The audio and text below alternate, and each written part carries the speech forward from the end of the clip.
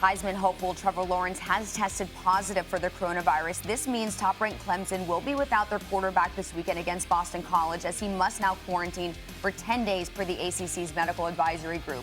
His status for next weekend's game versus number 4 Notre Dame, TBD. Meanwhile, the first college football playoff rankings will be released on November 17th, and according to Heather Dinich, the selection committee will consider availability of all players.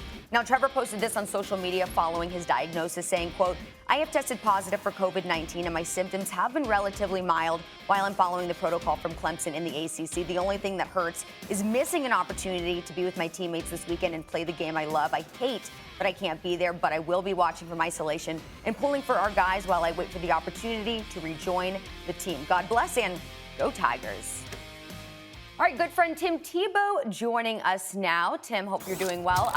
Question, how do you react initially to this diagnosis of Trevor Lawrence having COVID-19? Well, I think it's huge for so many reasons. One, because he's one of the best players, best people in college football. So you feel bad for him that he's missing a game he's worked so hard for, and also probably being the last year of his college career at Clemson. But I think if you look at as a whole for Clemson, I think they can get by Boston College. And I even think next week in their biggest game of the year, even without Trevor, if he can't get back and play, they still have a good chance to win because their backup DJ, and I won't even try to pronounce his last name, he's a 5-star freak that's a baller, and already this year he's shown a lot of poise. And you got to remember, their defense is lights out getting to the quarterback with Brent Venables. So if there was a time where Trevor could not be there for his team, I think this could be a time, because I also think the playoff committee will look at it and say it's one of the best players, if not the best player, in the biggest game. He's not there, so Clemson could also get slack if Notre Dame was able to upset without Trevor. What the hell does it say about Notre Dame if you're saying that they can be beat by Clemson with the backup quarterback? Stephen A., I think most people would get beat by Clemson with the backup quarterback. I think there's only a handful of teams that would have a chance to beat Clemson with their backup. I mean, Tua was the backup in Bama. Sometimes the backup of these programs is better than the starter. Well, we certainly ain't going to say that when it comes to him against Trevor Lawrence, are we? We going to say that now? Well, let me ask you about the Heisman race. How does this affect things, Tim? Well, I'll tell you what, if you look at Justin Fields and his performance last week, just absolutely balling in every part of the game, throwing, running, leadership, toughness, everything, he's going to play less games.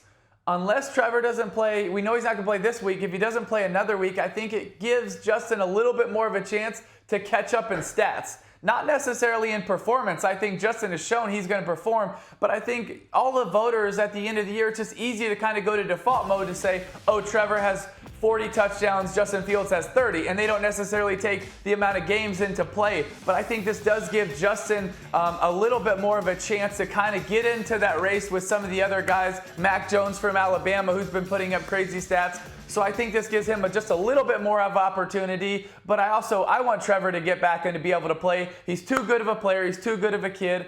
And, I want to see him make the most of this opportunity. Tim, give us a perspective on how serious we should take this college football season in light of all the hiccups that have taken place. Season starting late, games being pushed back into December, COVID-19 positive tests, et cetera, et cetera. Some people say good. It's good for us. It's good for the entertainment aspect, good for these guys that have aspirations to go pro, et cetera, to get out on the field and go out there and perform. But how serious should we take the competition aspect of all of this, considering so many obstacles that have been thrown in these guys' direction?